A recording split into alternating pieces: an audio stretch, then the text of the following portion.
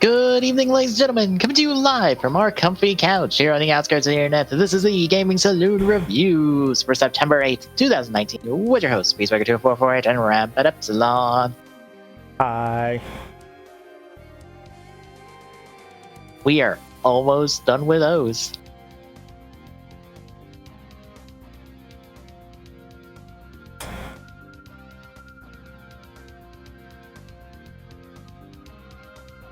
How does it feel to be almost over with those?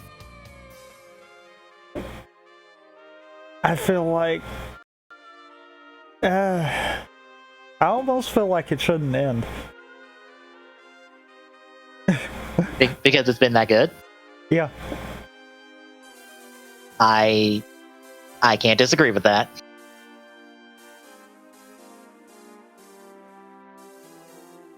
Yeah, this is the second to last batch of episodes. Next week should be the last set of episodes. But don't worry, we'll keep going with Ryther because we start Forza the week after.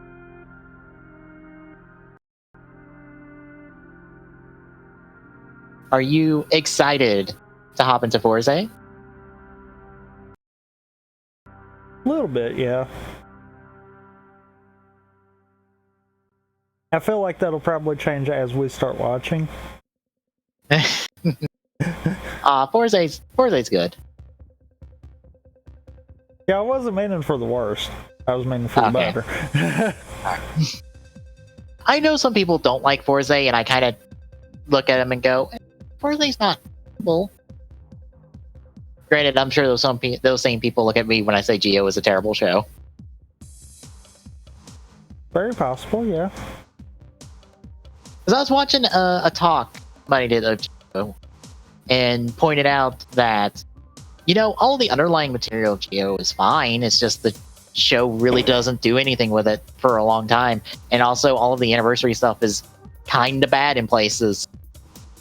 But if you're blind to all that, it's fine. Which, once more, makes me go, oh my god, this really is Geo done all over again. Because the Decade is probably fine if you're blind to all of the anniversary stuff. Yeah. Like I was. Well, okay. I've got a problem with that theory. And it's more because of how I was looking at Geo. I don't think it's a good show even if you look at it blind to the others.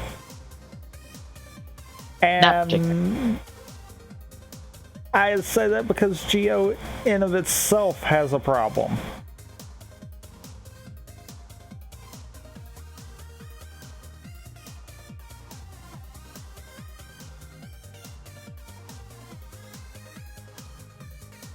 Uh-oh. What? Oh, I thought Discord broke. No. Okay. I thought you trailed off because you were going to bring up something, and I was waiting on that. No. Oh, okay. Because, I mean, everyone knows our thoughts. Yeah. I'm just happy to be in a good writer show on a week-to-week basis for now. And hopefully till the end.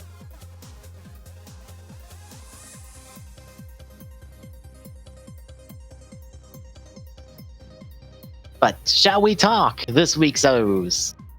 I guess we shall. Alright, we're covering episodes 41 through 44 that debuted July 10th, 17th, 24th, and 31st. The last of the July episodes, since we covered one last time. Next week should be all the August episodes. Actually, I believe it is the August episodes. Let me double check.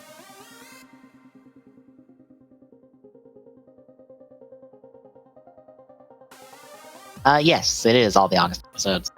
But yeah, we're in what is more or less I don't want to call it a 4-episode arc. It's more like kind of a 3-episode arc, and then the start of like the rest of the show.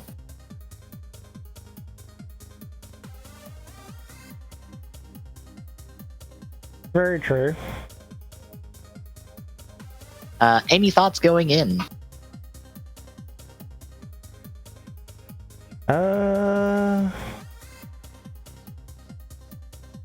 Not really, no. I mean, kind of at the point where it's like there's so much that's fixing to go on all at once, and you kind of left us on a cliffhanger horribly. Yep. So let's pick up where that cliffhanger ended off at, with episode 41, Siblings, the Rescue, and Edgy leave. We see Lonk absorb Onk, and he is now in his near complete form, technically. The head is not complete, though. And I think Lonk is missing some other element. I didn't pay attention too much. I know the helmet's off still. Or the head, technically. Yeah. But we also see that Lonk is still missing a medal. And we find out that Onk pawned one of his medals off to Hina before he got absorbed. And also, Onk is not fully absorbed yet. He is still fighting. For now. After Lonk realizes this, he tries to shoot at Hina and Edgy. They run off. They get underground. But Lonk still follows them. And Edgy gets ready to fight, as we see our detective brother is awake and alive and completely fine. Well. And that's our cold open. Coming out of it, Edgy and Lonk fight. Edgy's in Puto Terra form the whole fight. And is kind of countered most of the fight. He doesn't really get the advantage in this.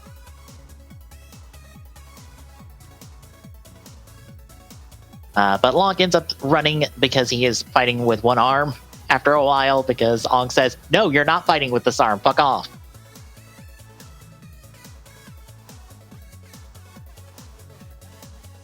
Edgy just about passes out from the combo, but sends out a Candroid to find Onk, or Lonk.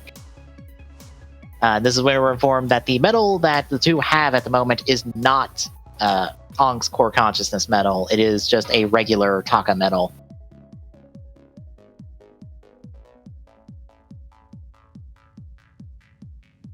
Back at the Kuskasir, Hina gets to have her little reunion with her brother, which is all nice and happy. He gives them the book, which Onk hid before he got absorbed. And he's actually caught up on everything, so we don't have a recap episode.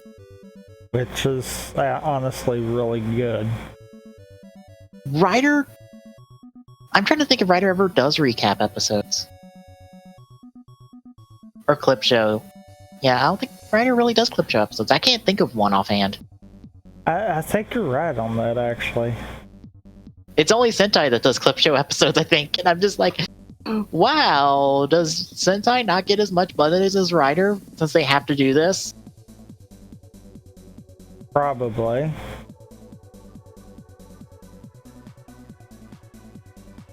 He actually wants to help out and be the new person that chucks medals at Edgy.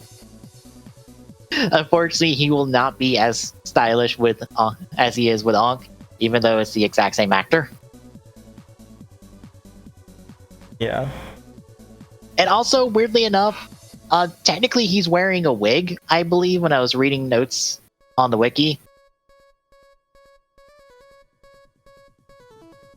Like, when he's playing the brother, he's technically wearing a wig, because his normal hair is actually the hair he has when he's Onk. Which I just find hilarious.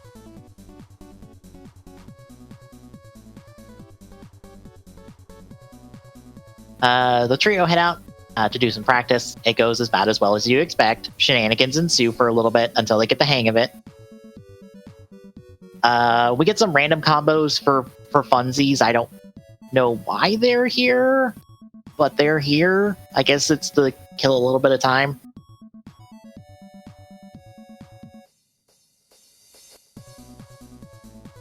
Kagami's actually watching all of this through one of the Candroids, and he's worried about the current event. I think is the best way to describe Kagami's character at the moment, is that he's worried because the purple medals are in play very hard. Yeah, I think he's worried more so about that, and that Edgy could potentially, go berserk. Yeah. Goto and Satonaka are here, and Goto actually misses on and wants to go help him. I like that he has grown on him. I like the fact that at this point in the show, Ankh has kind of grown on everyone. Yeah, it's really hard.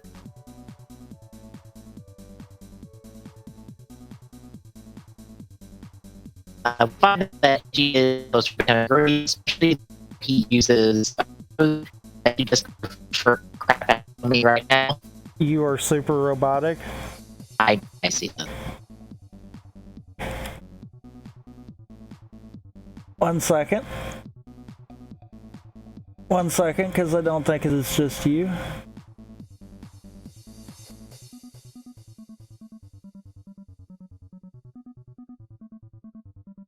All right. It's better? Yep. I also changed Okay. the server because apparently every so often that happens. Yeah. I just was checking my end. Yeah, as I was saying, Edgy is closer to becoming agreed the more he actually uses O's. Technically, I believe is what we're getting at. Especially use of the Puto Terra medals. Meanwhile, we see that Maki decides to help Blanc, since he wants the medals off Edgy, and this would be a perfect opportunity to do so. So he makes a yummy out of a bunch of ice. Because that ice is important to somebody, I guess. Now, remember, he can make it out of inanimate objects. I know, but I think every time the inanimate object is important to someone. You know, the only thing I can maybe think of in terms of that would be if you think about the later conversation between Edgy and Maki, maybe that might be part of it. Probably.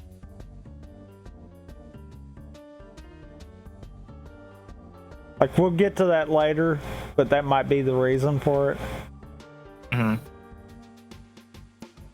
Later on, we see Edgy is invited to dinner with the siblings, and he decides, maybe it's time I go back on my own, because he just got her brother back. She doesn't need to be pulled into this shit again. It might be better for everybody if I just, go back to the hermit lifestyle. And start living off, fish I catch in the river and camping and stuff. Also, during this little dinner, foreshadowing for literally the very next.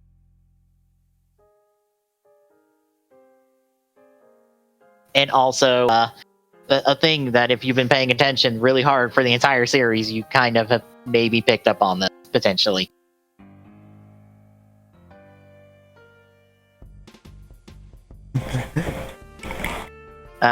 We see that Edgy's office is going to go off on his own to save Ankh, except Goto is just there to yo, I want to help.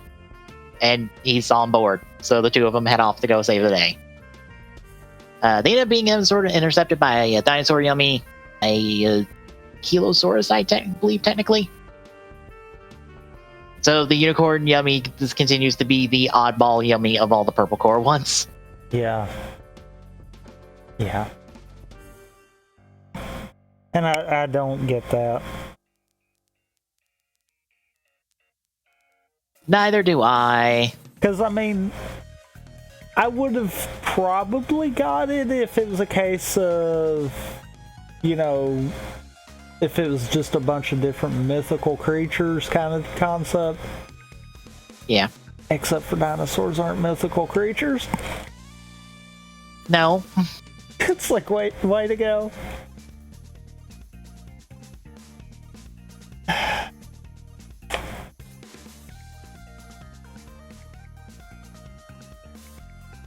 We also see that for Edgy, juggling a lot of toys is hard. I don't think it's because he can't do it that way. It's just he's not used to it.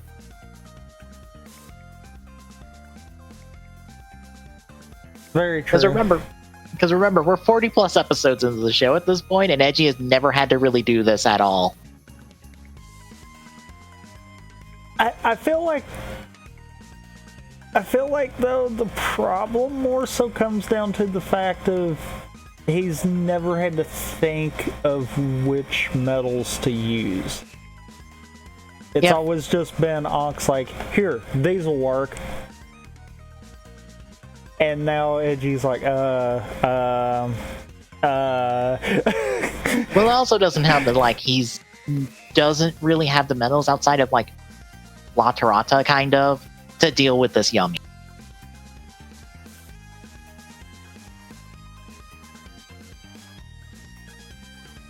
Because right now he has one Taka metal, and that's it. So he has none of Taka. They also have Shishota. Yeah, they have Shishota, but that's not going to help them against this Yummy. No, but I mean, it's at least a full combo. So, yeah. I mean, he has two that it would be like, okay, I'm getting beat, maybe try it. Yeah. I think the only thing Shishota would do is that if he tries to liquefy himself, the Yummy will just freeze him. Which would be very bad. And kind of funny. Yes. But Goto ends up, like, distracting the Yummy long enough to get Edgy an opening, and he heads out after Lonk, while Goto deals with the Yummy. Except Maki intercepts Edgy, so they can have a picnic and a chat. Because Helheim. Yeah, pretty much. That's the same force they used in Gaim, and I didn't realize it at the end of this. I noticed it at the beginning of 42, and I'm like, oh, okay. At this point, I'm just like, oh, this probably is a reuse location, and I unless it, like, immediately clicks for me, I'm just like, oh, here we are in a forest. Yeah, it didn't click in 41. It wasn't until 42 where some of the flowers that are on the trees were there, and I'm like, oh, I see what they did.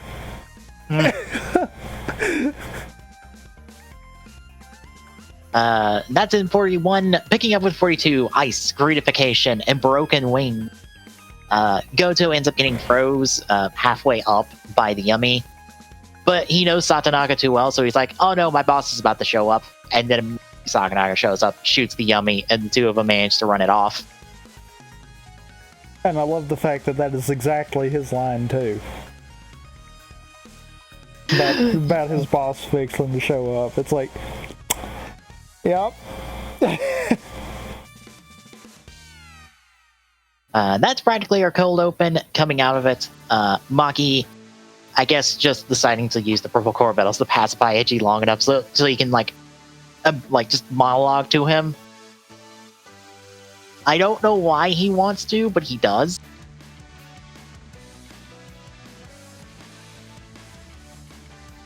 But he delves into the nature of the greeds, pointing out that they lack an ability to be satisfied. Ripping that 10th core metal out of them, like, left essentially an empty hole within them that they try to fill by whatever means they get. And this is also helped by their inability to, or no, it helps by the fact that their senses are dulled. Like, they have very, like, I wouldn't say colorblind, like full colorblind. I don't know, how they show it in the show is not like a colorblindness that I might have read up on because someone pointed it out. I think basically Maki's point is you'll never be able to tell anything. The whole world will basically feel black and white to you. There's not really any good or bad you'll feel out of it, kind of deal. Yeah. Just the desire to want more. Yep. Which, if you'll notice, we've had flashes of this throughout the entire series with the greed scenes. So this is your explanation for every single one of those scenes. Every single one of them.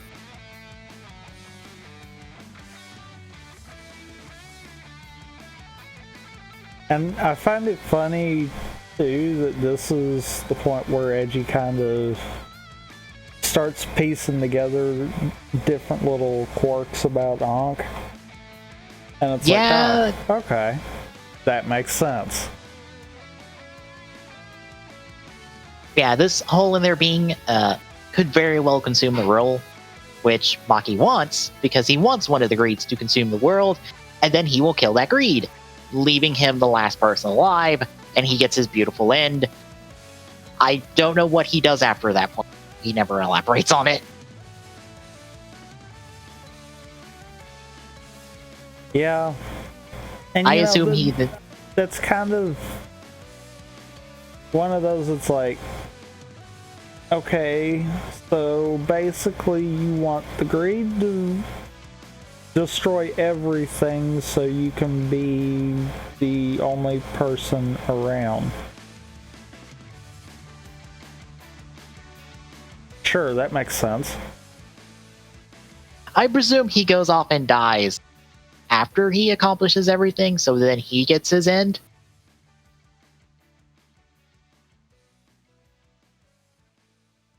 So pretty much he wants to destroy everything because of this fucked up ideal that was tossed on him by his sister. But he doesn't want to recreate anything. Exactly. I have to bring that up after last week. Yeah.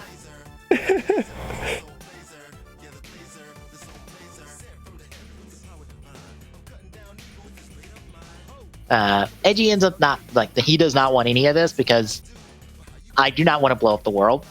Fuck off. But unfortunately, Maki will continue to pull his strings through the purple core metals and even shows that he is close to his monster form, as he now has 2 of his arms transformed. Or he can transform 2 of his arms, kind of. Yeah.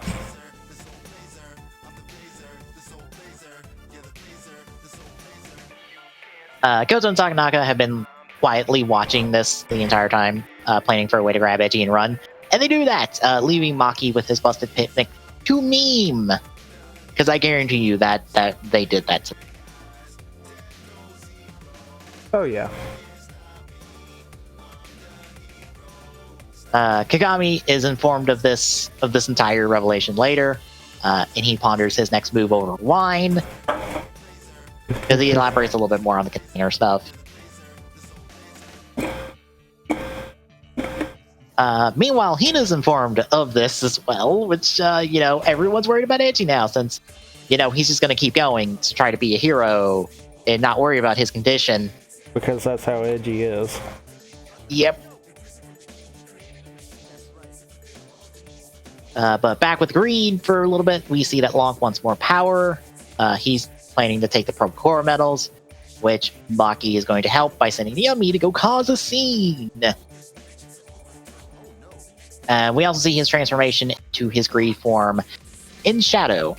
We don't get to see the full suit just yet. Yeah, I think that's the end of 24. 44. I know what I meant to say. We see enough of the suit in 44. I think the full reveal is the next episode after it.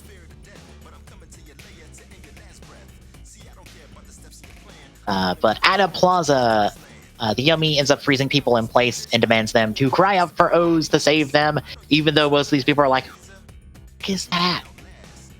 Like, who? What's an O's? What is an O? I don't know what you're talking about, weird dinosaur person. Can you please elaborate?" As he, freezes someone solid and then breaks it and kills them. Forcing everyone to then holler for O's. Yep. Which Edgy heads out, hears, and goes to go save them, but Hina and her brother try to stop Edgy because of some weird thing is in this episode that I'm not sure why is here.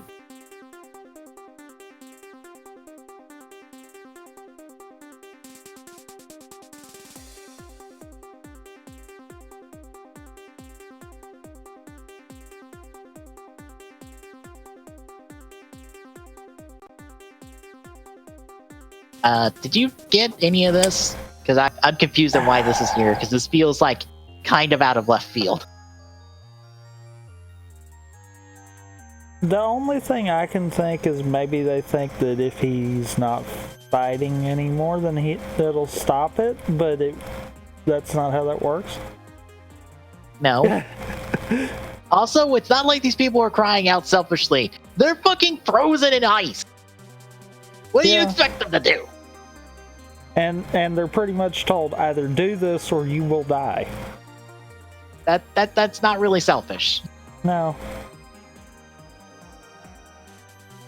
I'm just confused by all of this because I'm like, this doesn't seem to fit this show. Kobayashi, are you trying to tell me something? Because I feel like you're trying to talk through the characters right now. And you're trying to make a point, except you're making the point bad. Just gonna point that out. And it's even weirder because I think this is the only time that this is ever brought up. Oh, wow.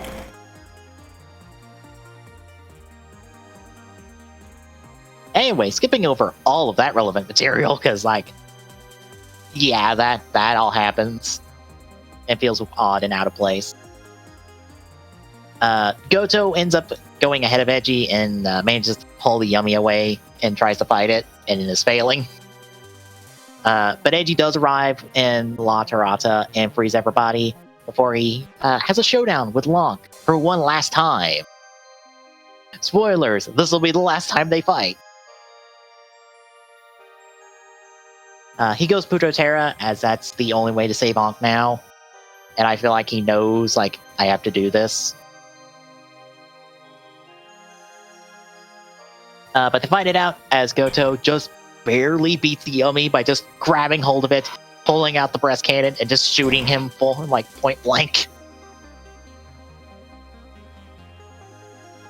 Which, like, if you're ever going to show how underpowered Earth is compared to Edgy at this point, yeah, that's a good way of showing it. Yeah.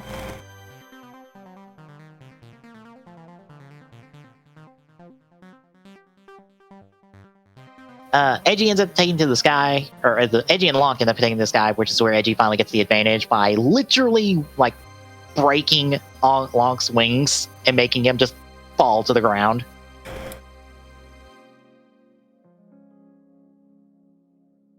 Lonk gets pretty much dunked at this point by Edgy, and he ends up destroying 3 of the red core metals in Ank's body with the Metagabria. And that just obliterates Lonk, and now he's dead, which lets Ankh be reborn with 3 less of his core metals. He actually thanks Edgy before he walks menacingly over to the detective, and we end the episode there. So how'd you feel about this 2 episodes and the end of Lonk?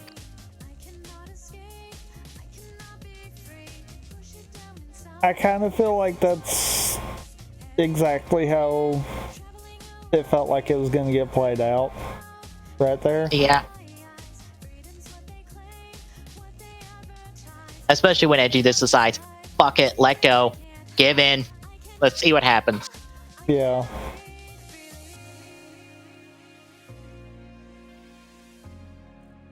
Yeah, I feel like knowing what the immediate start of the next episode holds, it's just like it's a roller coaster. Because we make like 3 steps forward and 5 backwards. Yeah. I'm not gonna lie, I like it. Feels weird, but I'm kind of a fan of the fact that we had a villain fight our heroes like 2 times, and our hero beat him on the 2nd time. Because Lonk's only fought Edgy like what, twice? 3 times maybe from a previous, if we count from a previous episode. I think so.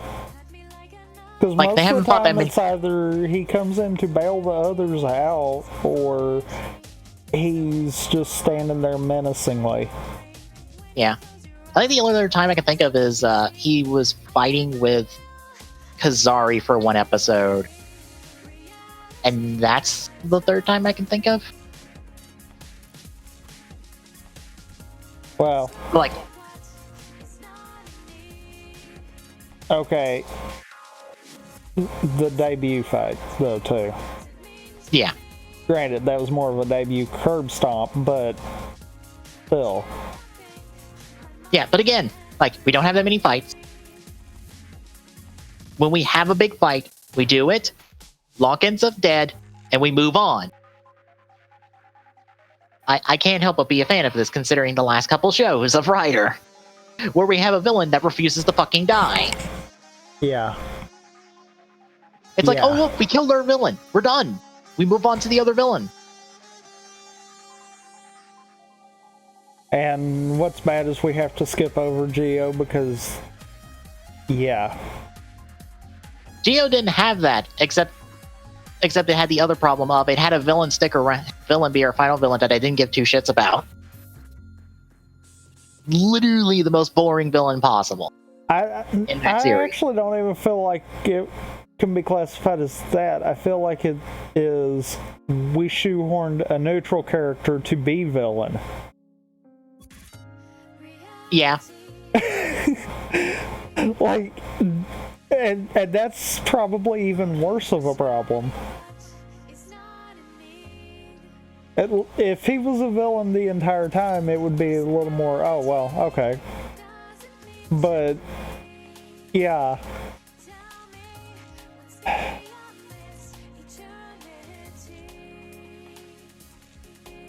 So we're going to pick up where we left off with episode 43, The Vulture, the confrontation, and Ankh return. We see that Ankh is barely holding together because he kind of had 3 of his core metals destroyed. And because of the fusion with Lonk, it's kind of left him unstable. So he still meets with Detective's body, which he kind of gives up willingly, even though he's being choked out the entire time. Yeah. As Edgy and Hina are very upset by this, as it's like, what the fuck, Ankh? What you doing? Why you doing this?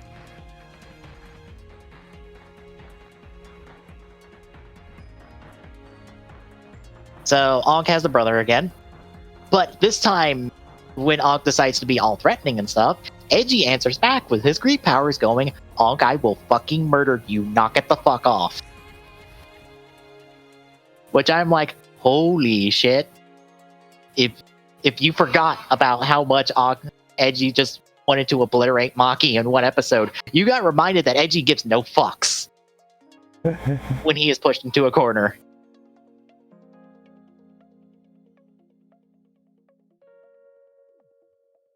Ankh decides that he's not dealing with this, so he runs away and leaves. And we do see that someone is overseeing these events, and Ankh runs into them later and decides to make a yummy out of them for reasons we are not explicitly told just yet. Not told, but hinted at. I think the one shot when he walked away is like your only real hint as to what's going on. Because in that scene, I noticed when I was rewatching for notes that his eyes are green in that scene, but his eyes aren't green in the next scene. In the next scene where he's in the truck? Yes. Yes, they are. Oh, they are? Okay. It's not as obvious. Is it not as obvious? They're not for the longest, and then they flash green long enough for Ankh to realize what's going on, and then you notice Ankh's eyes flash red back. Ah, okay. Because they were just pure green during the previous scene, which made me go, oh, okay. Yeah. Like, they dropped that twice, and I'm like, okay. Like, at the time, I was like, at that point, it's a case of, I honestly forgot Uva was still, like, barely holding on to life. We forgot that Uva was still kicking. Like, that's what's so bad. There's so much going on that it's like, oh, right, okay. Right, these greed aren't dead until we blow up their head, like their main core consciousness metal. Right, so Uva's still kicking. We kind of established that and forgot about it.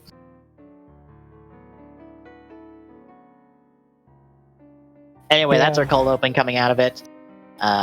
Hina's in shock over just the events because, like, oh crap! Not only did a friend of mine like decide to go bad, he went bad and took my brother with him. Fuck, this sucks.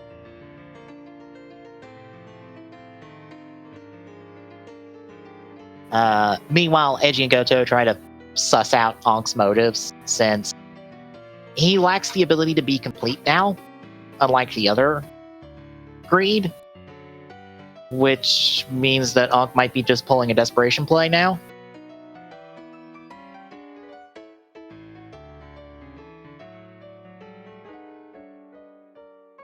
They end up getting alerted to a Yummy, and they take off and are actually met by Satonaka at scene because she wanted to try out a new outfit in combat.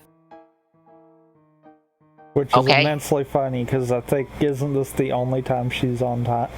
No, she's actually early. Yes. Remembering her later scenes, yes, this is probably the only time she's ever early.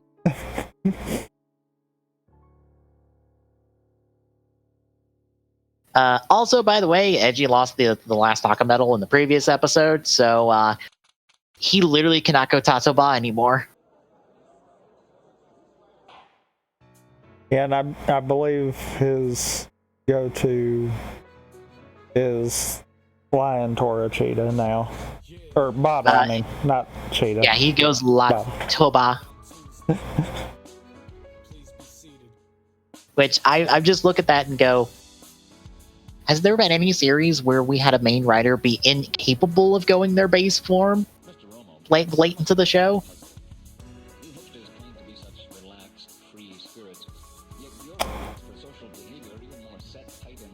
Fully incapable? Yes. I don't think so. I was about to say, usually it's just a choice that they don't use their base form. Well, I do think there was a couple of instances in Double where they didn't have the circumstances to be able to, but it wasn't a case of they were completely forced out of it. Yeah. So that's why I'm like, I actually don't think so. Yeah. They do manage to make it run off after they attack it for a little bit, and he uses a wind attack to get away. It leaves with a truck that the pair note is probably the nest where the human host is at. Hold on to that. What? You might want to hold on to that. Oh, okay. Oh, OBS came back. Okay. I wanted to make sure.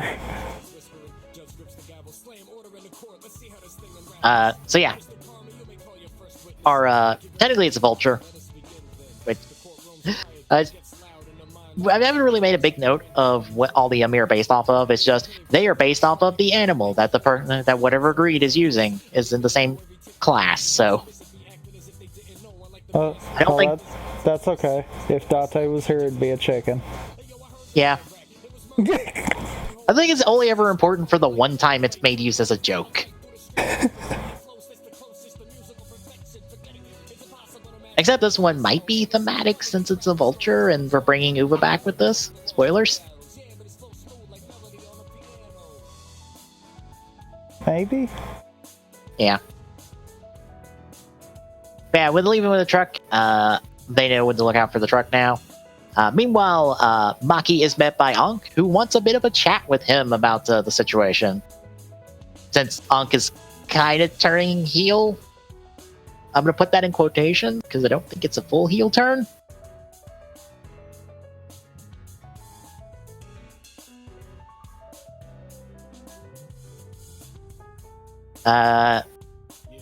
Saying the same thing in the motivations and stuff. So nothing super new here outside of, yeah, he wants one of the greeds to blow up the world, so he can blow it up, to blow up that greed. Meanwhile, Kagami is caught up on events, and he wants the priority on the purple medals being taken off the table. He's not necessarily worried about Ankh and the others. It's like, oh, they're still around. Good. I kind of want them to stick around. Purple core medals? No. No. Bad. Bad plan. Bad thing. Yeah, the core medals that can destroy others? No. So. To this, I've got to say, you shouldn't have went and dug him up, Kogami. To be fair, he shouldn't have went up and dug up another thing, but we do see that later. Yeah. Yeah.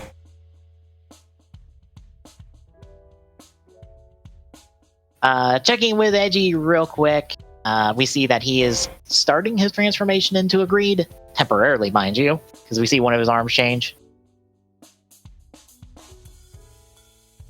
Hina ends up dropping by with some food, and she wants to help, since it'd be better than doing nothing at the moment.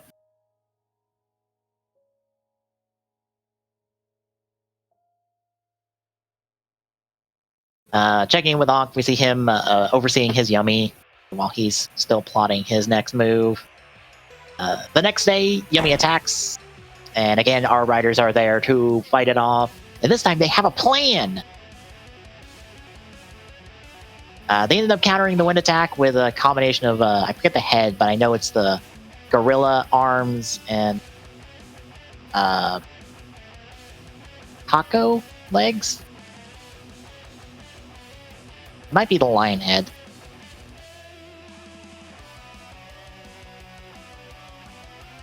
Can't remember right offhand. But the Yummy's destroyed, but all the cell metals drop into the truck, which is what Ankh wanted to start with. So he takes it and books it. AG and then the pursuit on bike. But once more, Ankh just blows him off like, yo, this is what I want, go away. And literally knocks Edgy off the bike.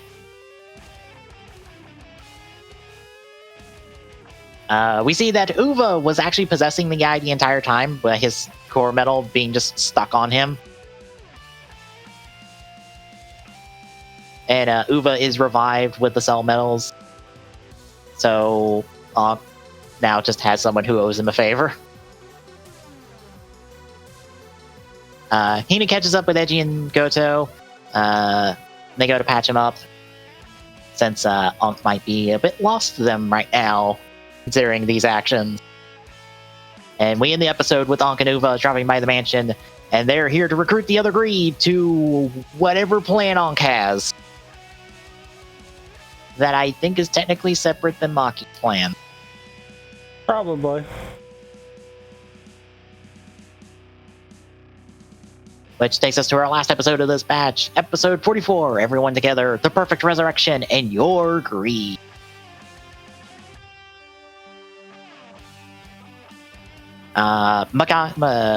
We open with Maki continuing to have his picnic, as we see that Ankh actually wants to be the container, so he can end the world, since he doesn't get his completeness. Fuck the world, I guess.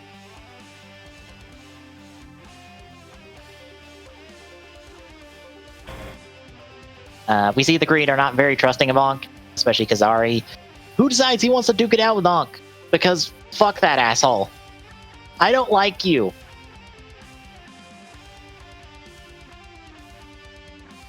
We see Edgy is patched up back at the lab, which reminds me of that. Like, we haven't been back at the lab in like forever.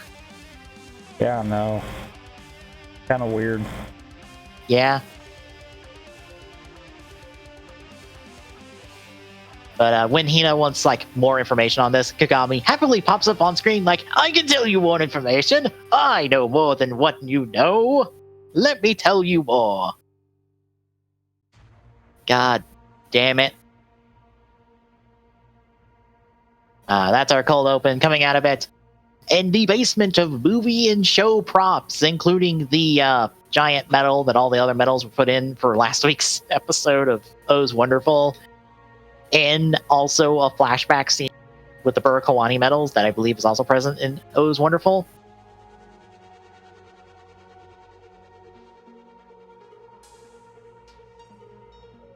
We get a bit of a recap of what we know, and we get more information saying, essentially telling us that, like, Eiji was raised in an environment where he didn't have desire. And even when he did have a desire, that was ripped out of him, leaving him practically empty, which makes him a perfect container. But the purple core metals have wormed their way into that container and are now substituting that desire. which is bad. So we need to fix it. And the plan is get Edgy a desire, and that should counteract core metal, the purple core metals, to some degree.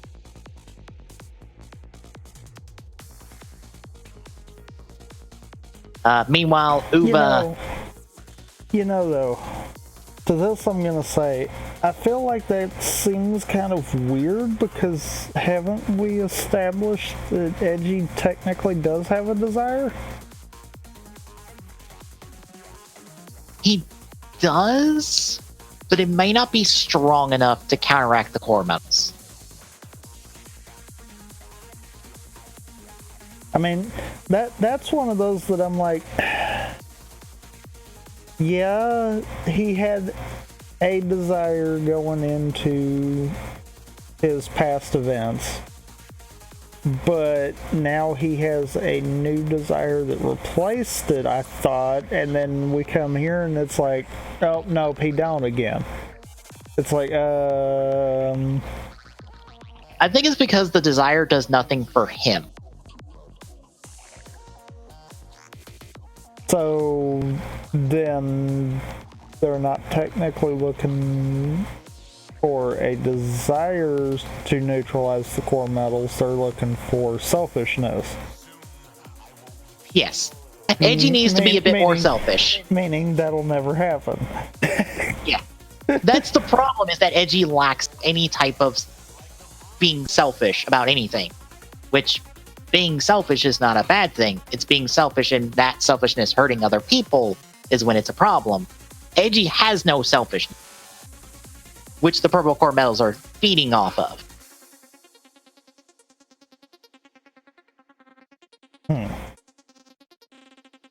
That is kind of what they're getting at, is Edgy needs something that makes him happy. Helping people doesn't technically make him happy. He does it because he feels guilty.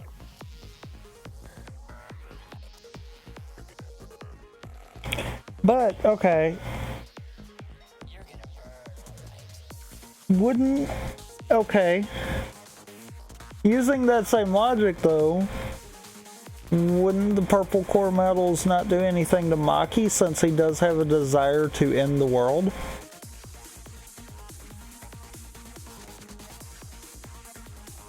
Maybe?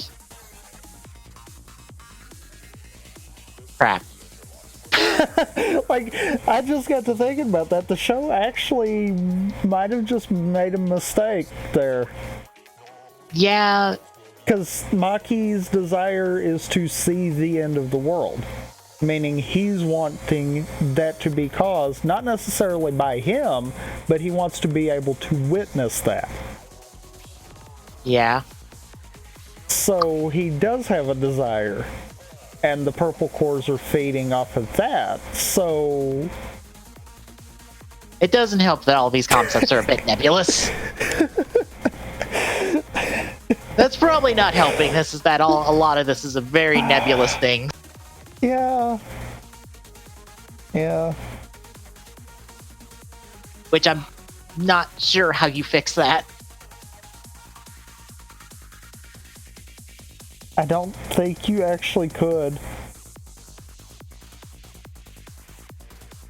I think this is just the aspect of the show of probably don't think too hard on this, because you're starting to get into some very nebulous, vague terminology that can be applied to a lot of things at a lot of different levels.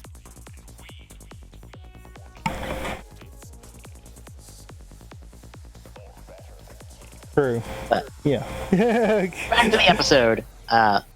Uva and Ankh are fighting Kazari, and Uva actually gets the best of Kazari and gets 2 of his medals back, so he's kind of back to a normal level. He's back to the usual Uva we've seen of him, with just the head and the chest and arms, but still no legs. But after this happens, Missoul cools them all off with water, like, alright, knock it off, we're all on the same page here, let's just go fucking wreck Edgy and get our medals back. Okay? Can we all agree on that? Which they all do, except Kazari, because he's going to use Kamen to like for things later. Because Kazari still doesn't trust anybody, which is going to be hilarious for what happens next. Yeah. Meanwhile, Kyoko drops some thoughts about Edgy and the fact that, like, you know, he probably did enjoy traveling at one point. Maybe he just needs to, like, get back to traveling.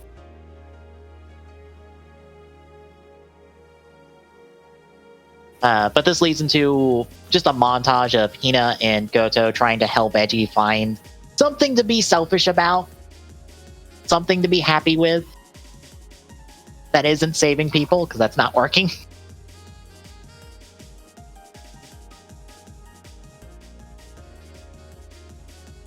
But it's not quite working because Edgy's not latching on to anything, unfortunately. But as they're driving back, because they did this all day and practically into the night, and as they're driving back the next day, they're stopped by the Greens at the bridge, and they're after Edgy's medals. Edgy and Goto split the Greed up to fight them, but it's a bit too much for the pair as they take the fight into a forest. Edgy ends up going La Tirata to get an opening against them, but Anka immediately counters it and knocks the medals out of the driver. It's like, oh, I knew you'd do that. Here, have a fireball. You forget, Edgy. I've taught you how to fight.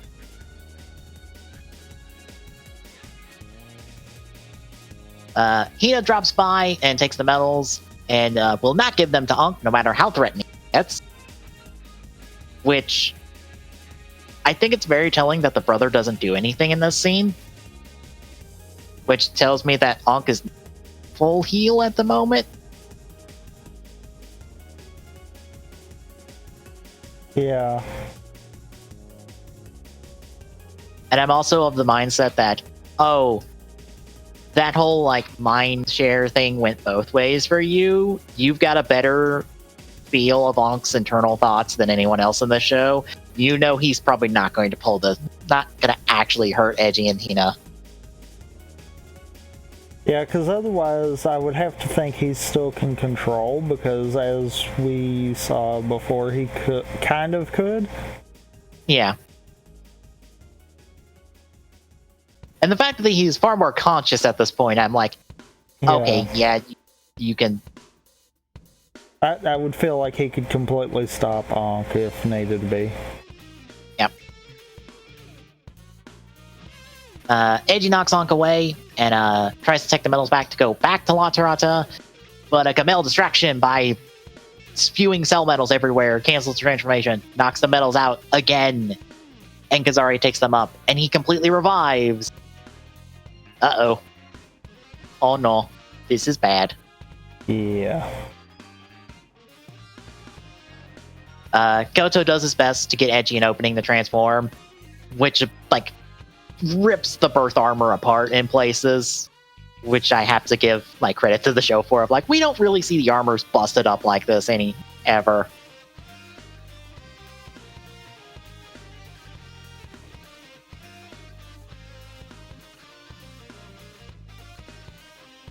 But he manages to, so Edgy goes Puto Terra, which lets him go toe-to-toe with Kazari, practically. And they fight it out until Edgy manages to get an opening and actually breaks Kazari's main head metal.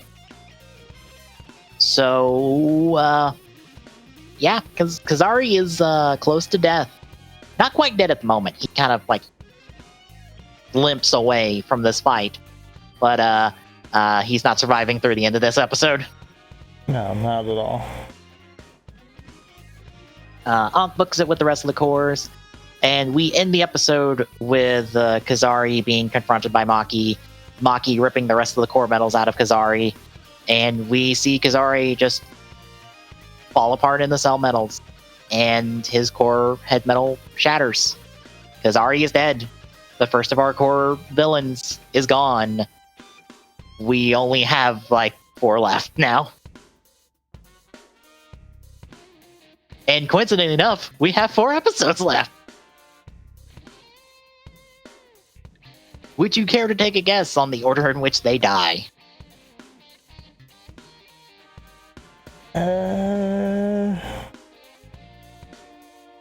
Not right offhand, because I'm sure the next three are kind of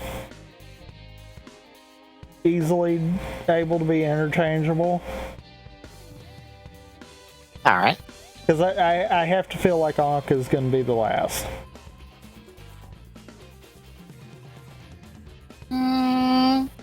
Alright.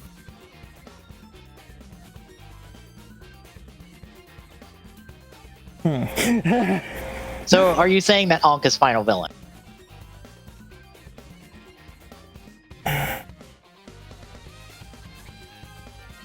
I wouldn't say final villain per se as tie up loose ends.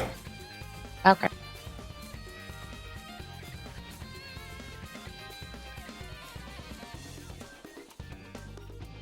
Yeah, that ends our second half of the episode. So how'd you feel about these two episodes in this is going to be a weird trend. Kazari's exit as we continue to talk about how villains keep dying.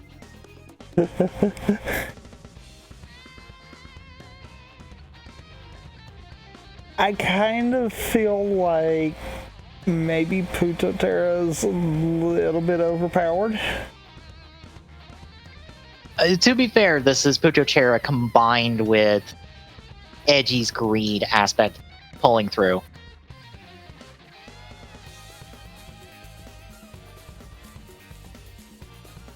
Yeah, but still, I kind of feel like it's a little bit on the OP side.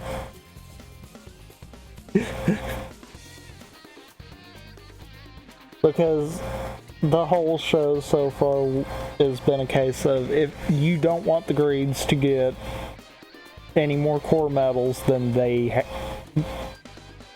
have at the moment, kind of deal. Otherwise, they're gonna be a little too strong for most of Oza's forms. Right.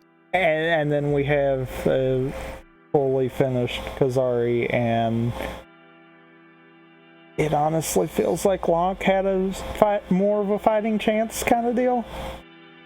Yeah, I think this is one of those cases. Berserk Putotera, so I mean, it's like, This might be the only downside of this, of just like, maybe we should have killed off a couple of these villains sooner so we can have a more extended fight scene with a couple of these. But I'm also of the mindset of, I don't mind us going shorter, because I know what happens when it goes longer. I at least feel like it should have at least been portrayed that Kazari could hold his own for a good little bit. I mean, even if we were saying that Putotera always had the ability to do that, and it's just Edgy's now getting to the point where that's showing. Yeah. I feel like, you know, a perfect greed should be able to last a little longer. I don't know how the next two fights in that case go. I don't remember. Like, that's just me, especially saying that, like I said, Locke lasted longer. And it's like... Yeah. It kind of feels like it's almost cheapening it. I'm not saying each one needs to be the same length of time. But yeah, it kind of just felt like Kazari got curb stomped hard.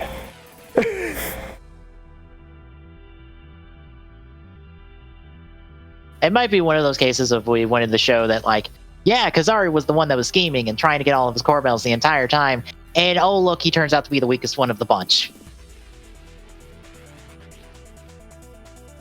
I mean,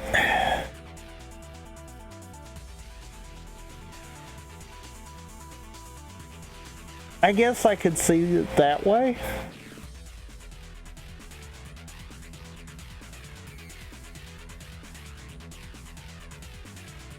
Yeah, I mean, I guess I could see it that way. Truthfully.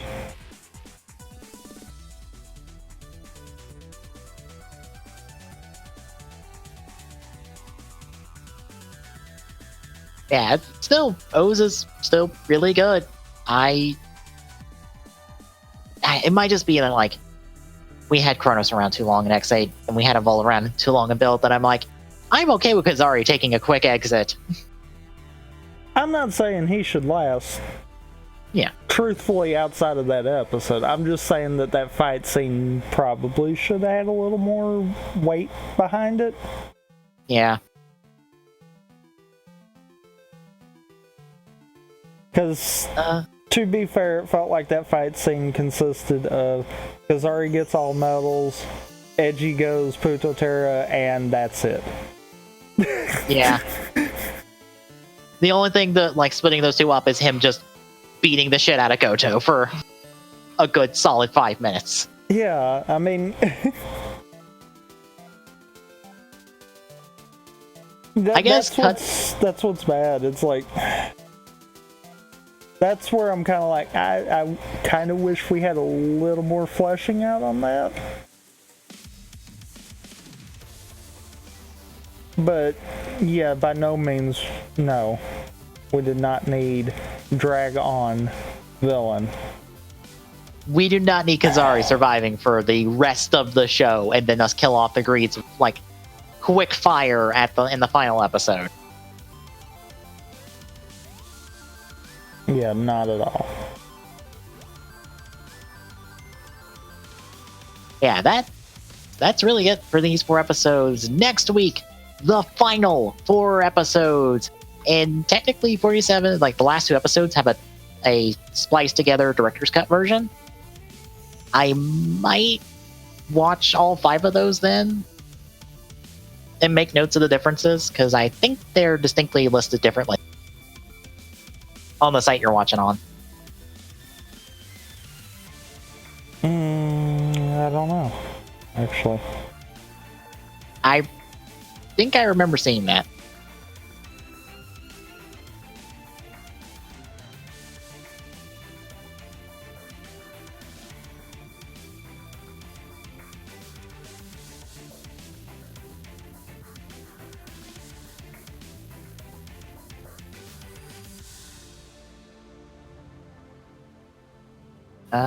Well, look.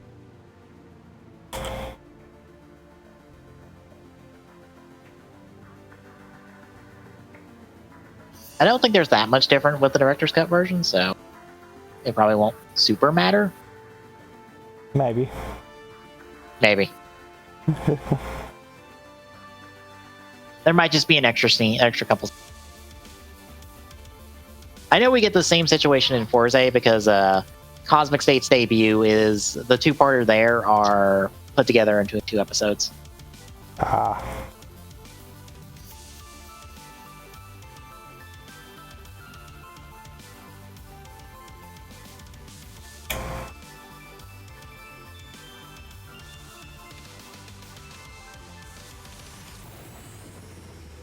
I will check later. It's being a butt. Sounds about right.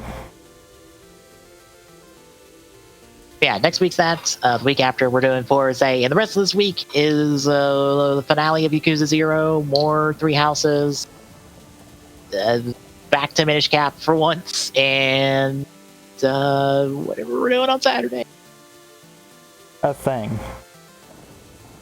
I don't know yet. Yep.